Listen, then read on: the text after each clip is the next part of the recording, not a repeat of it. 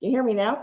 Hey everyone, we're back. Another live today. I'm excited. I get to bring on another spotlight today. We had our physician spotlight, and I'm going to welcome my guest on for our coder spotlight. Hello, Revka. How are you?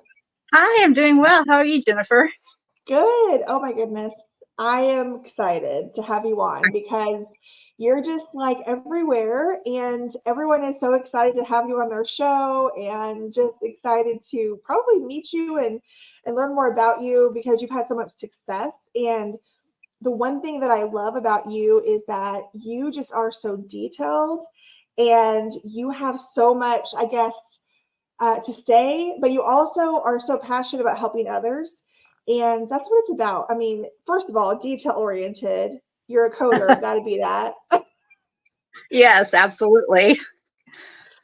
So, before we get into our little conversation today, tell our audience a little bit about yourself and kind of where you came from as far as getting into coding and what your life has been like over the last several years. Okay. So, yes, my name is Revka Stearns, and those who have seen me around probably thought it was pronounced Revka because that's what it looks like. But Revka is Hebrew for Rebecca, and you'll normally see it spelled maybe Rivka or something like that. So that's always something people comment on. I am, as I like to put it, a wife to one and mom to five. My five kids are ages 12 to 21 now, and there's birthdays coming up, so I have to think about that for a moment. I've done a lot of stuff in my life, a variety of pursuits. I have been an entrepreneur for 30 years. I started at the age of 16, and I taught piano from that's when I started teaching piano until for 20 years. And then after that, I pivoted into web design and development studio. That was followed by metalsmithing, followed by selling used books. And now I'm a medical coder. So it's Wow. busy and always something interesting. That is for sure. So, I mean, there's just so many layers to that. And I have to say, when I always do research on my guests just to kind of learn more about them. And something unique that popped up was your Pinterest board. And I just got sucked in. And I was just like, wow. So, tell me a little bit about this Pinterest board and this passion of yours, what you like to do with that. So Pinterest, we all remember when it was the huge rage, and I got into it with my friends. And it was interesting. Looking back, it helped me learn who I am, what I like, and a lot of that processing was done through the board. So if you go to my board, which you already have, but if someone visits my board, you'll see my profile. You'll see boards like me, myself, and INFP. And that's about my personality type. If Yeah. anyone likes the MBTI theory of I personality. am an ENFJ. Oh, yeah. Yep. Uh-huh. So I'm an INFP, and that was my board discovering what that personality type is typically like. I love it as a framework for getting to know people. Everybody's different, but I think it's a good beginning. And then there's one for my husband who's an INTJ. Books. There's one inside my head, and that one I have a very vivid imagination. I'm often lost in my thoughts or in my head. I have these worlds. And so the images in there reflect the mood or sometimes the imagery that's inside my head. And that was a fun one to put together, finding what appealed to me, what captured how my internal world is.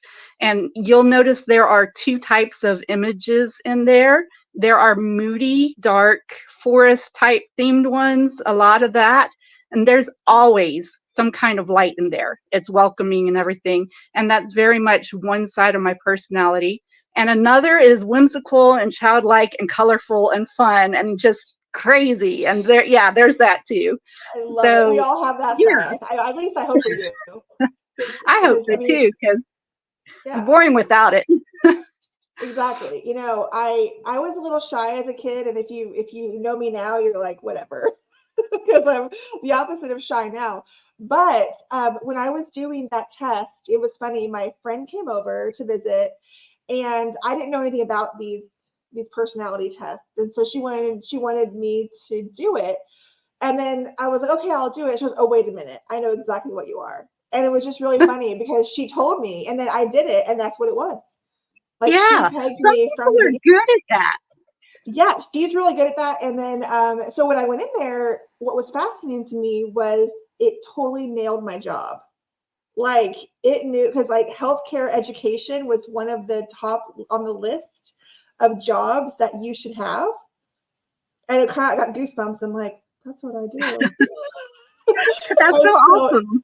isn't that crazy? Yeah, it was crazy. Yeah. So, and my husband is introverted all the way across. He's the architect, is what he's called, and it makes sense because he thinks logically, which I sometimes my logic is not quite there. I think more quickly, and I want things done, and I don't sometimes stop and think about consequences when I say stuff. Yeah. So he's more like that, or he's reserved, and he likes to put things together in a logical way and then proceed, which is why he likes Yes. to build things, which I think is probably why he likes to build. He's an architect, that kind of process in his mind. So I think that that's really interesting how that's broken up. And recently, my sister, she's looking to change careers.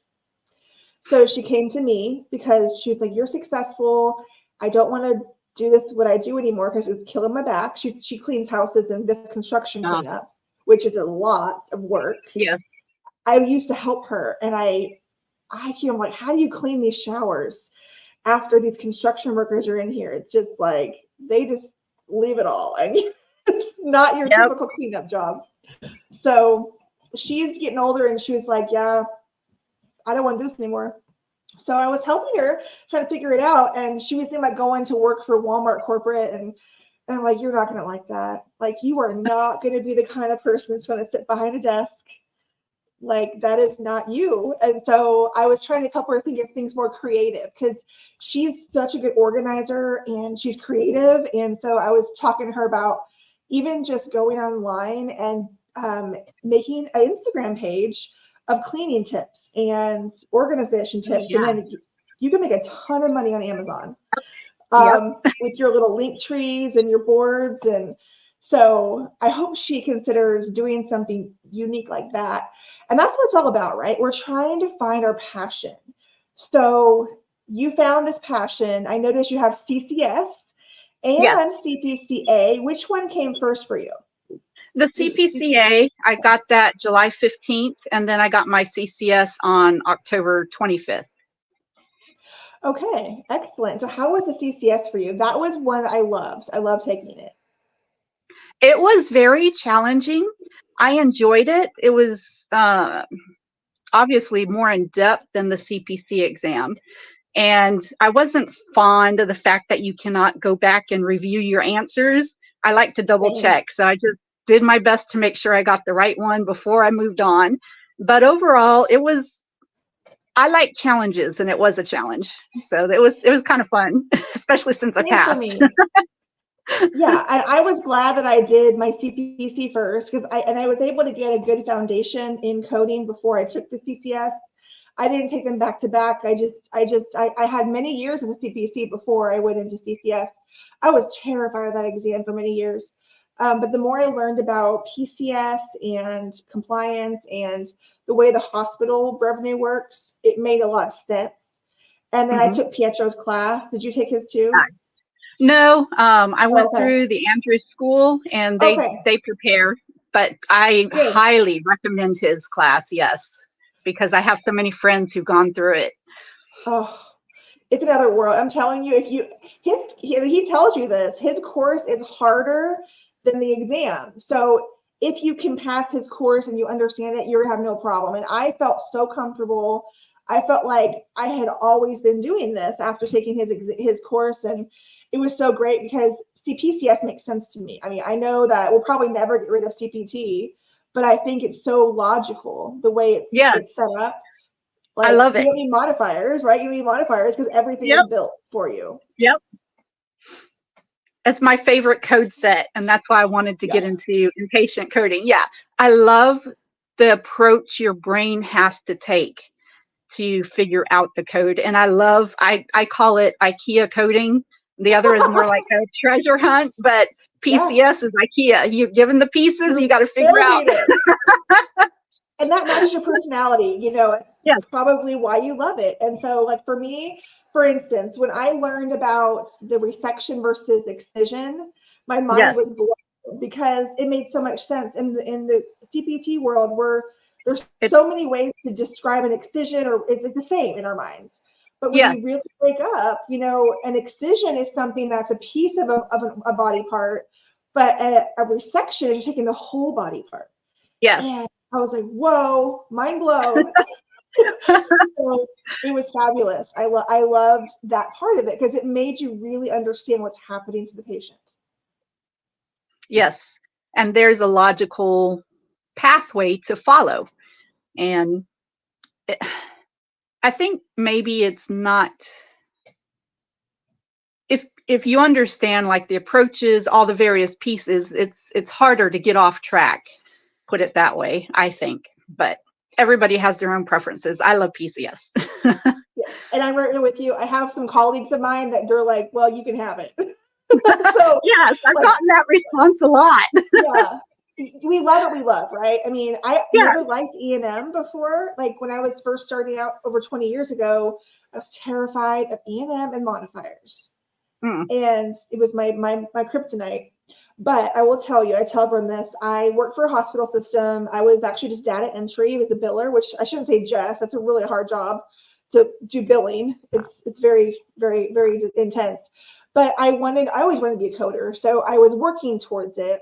And one of the auditors that works in the next room with the coders, she and I just kind of started talking about the coffee pot, and I was telling her that I'm studying to do coding, but it's kind of slow process for me.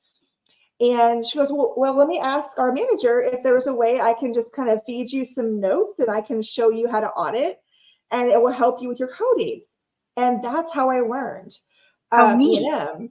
Was she taught me how to audit the chart, and I did it kind of backwards. I learned to Yeah. audit before I learned to code it. So I learned the pieces that need to be there before you pick the code. And that was back when we had E&M 95, 97, where Oh, we had to do the exam in history. And I loved it, but a lot of it was difficult. So it was chicken scratch. It was handwritten notes back then. And so if you can, I had a neurosurgeon is where I started. I started in neurosurgery. And if you can find where they're talking about, so back in the day when you looked at the exam, there was one that was alert and oriented times 3. And I was trying to find that specific notation in there. And it was sometimes so hard to figure out what they were saying. And so, yeah, I learned really quickly what pieces to pull. And that was so fun for me. I'm really unconventional. Like I would go to school and I would hear the way they would talk about it. It didn't make sense. But when mm-hmm. she explained it, it was in a way that it was very off the beaten path from other instructors. So it made sense. She didn't speak about it as in CPT, the wording. She spoke about it in a way that I could understand. And then I could relate to what CPT was saying. That makes all the difference. Oh, night and day. And so that's how I teach. I want Yes. to compare it to something that you understand so that when you read it, you get it. Yes. No matter what you're teaching, that's one of the best ways to help a student learn.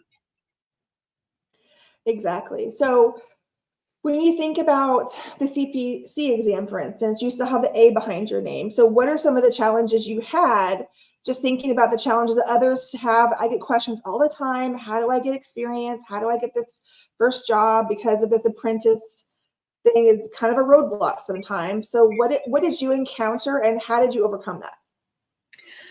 First thing I encountered that I understood what was happening was I was applying at these revenue cycle management companies that contract with clients, and I don't have any experience. This is what I'm working now. I'm on my 6th week of training. It's my first coding job, so I had no experience at all when I was applying.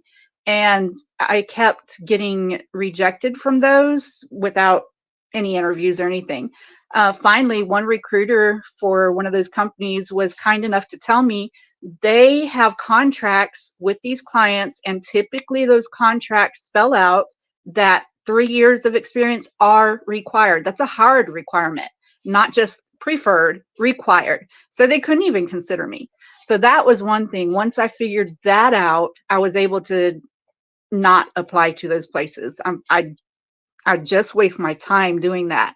And then the next thing I figured out, some people have had success applying to places that say they require up to 4 years of experience. Sometimes those places can't get applicants with that experience, so they will go ahead and hire. I didn't have good success with that, so I changed my strategy and I applied to places that stated experience was preferred but not required. And I think a lot of people maybe don't recognize the difference in the wording, because I hear them say everybody requires experience. And I'm like, but I applied to, I don't know, I applied to 155 positions total. Some of them did require experience, but there were a ton of them. It didn't take me a terribly long time to figure out, hey, you want preferred, not required. So there are places out there, plenty of them, that have that stated. It's a lot of work to go through all the possibilities, looking for those, and they're a smaller percentage of the openings, but there are definitely plenty there. It's a matter, I think, of making it a job to look for a job. And yeah, It that is. It is a was, job. yeah, it's It's a hard. non-paid job. It's a non. Yep, It's a non-paid getting job.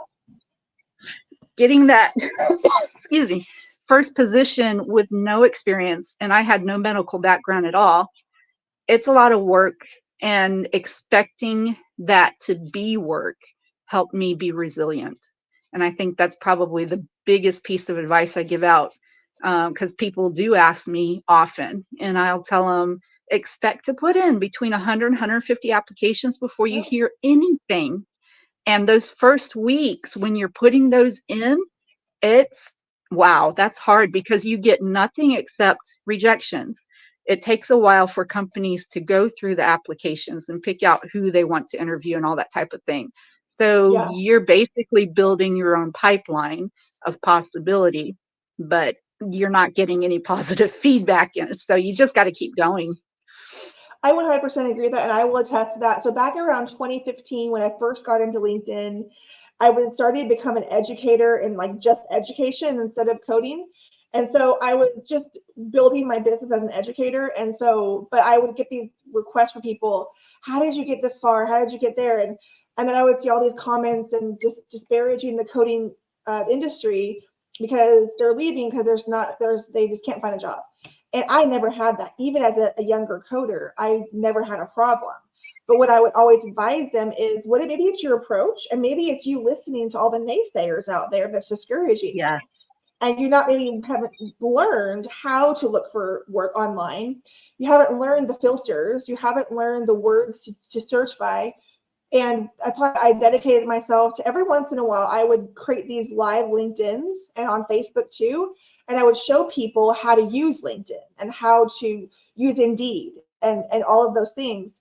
So the nice thing about LinkedIn that you can do is, if you already have your profile built with all your experience and all your resume information, you don't want to put personal information on there necessarily, but just building that. And then they have the easy apply button on a lot of those jobs. So I would do that first. So save myself some time. I would filter by the easy apply options. And then I would look at the job description to see if they have any basic options for newer coders. And some of them say up to a year if you get your credential within 6 months. Yes. So I tried to isolate those. And for a very long time, as a volunteer, I didn't charge anyone for this. I was acting like a job coach. And I was like, let me help you, because I think it's easy to do this, but obviously people are struggling. So I'm going to use my knowledge and help people that just don't know, because you don't know what you don't know. Yeah. You just don't. And so I did this, and I would send them jobs. I was like, here's a job for you. I would say, hey, CPCAs, shout out to you. This is a good job. And so I think it's important to be mentors like that once we've had that experience. And then now that you have experienced that, you're in a good position to encourage others, which you're Yes, doing. which So is I applaud exactly you. what I want to do. Thank you. Applaud you all the way. And I think it's fabulous. This is why I wanted to highlight you specifically, because you're a bright light. You're a bright, shining light in a world where I'm just going to be real, because I'm honest on this podcast. There's a lot of complainers out there. Yes. And some people have legitimate complaints, and others, they just are so just beaten down and they don't know how else to respond. So I want to caution people, whenever you go online and you say these things, other people can see it, and you might inadvertently discourage someone who really is trying to find that job. And maybe they're going to be successful, or maybe they won't find a job tomorrow or 2 weeks from now.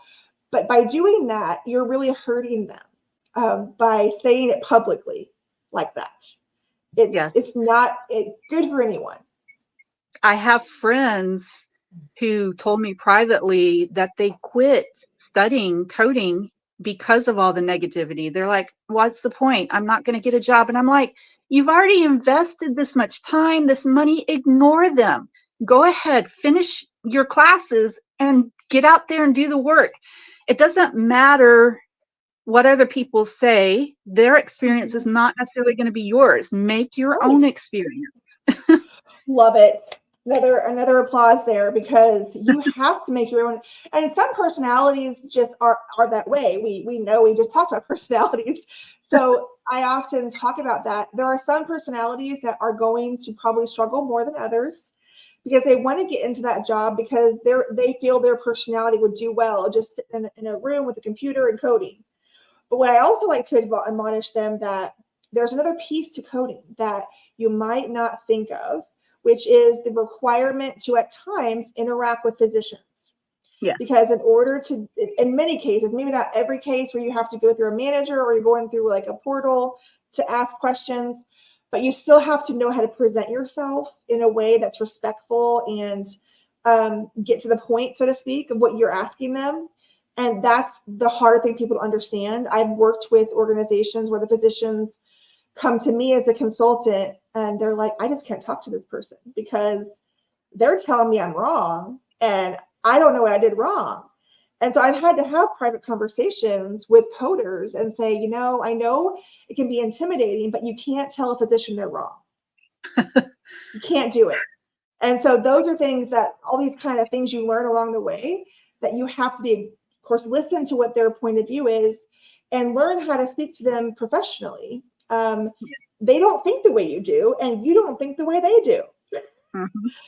You have to find a middle ground and know that they're coming from a clinical space, headspace, and you have to know that the CPT book is not going to word things exactly like their documentation. Your job, and I know Pietro says this, and it's actually in the ICD-10 PCS book in the guidelines. It actually says this, that it's not your job as a coder to change the way a physician documents. Yes. It's your job to interpret it into codes. I remember that. Yes. I thought that was very interesting.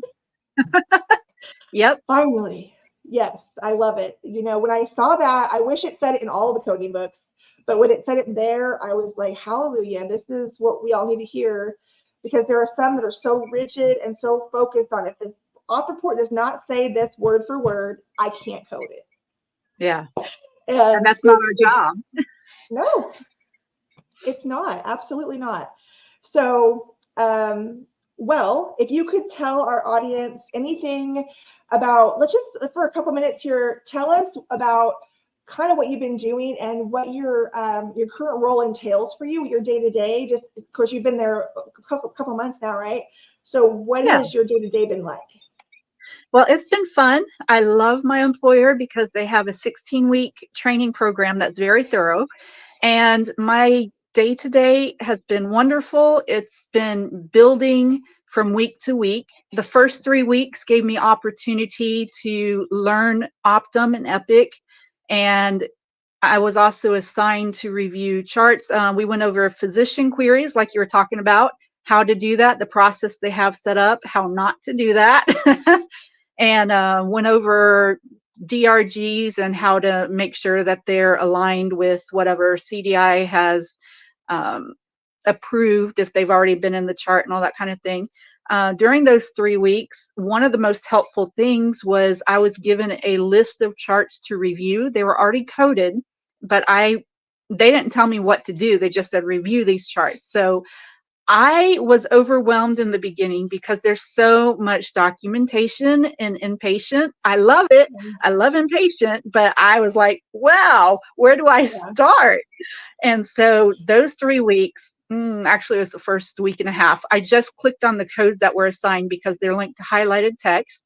And so that helped me see, hey, that's where they got it. You can find this stuff here. And then when that got boring, because it did get boring after a while, I started acting like I was coding the charts.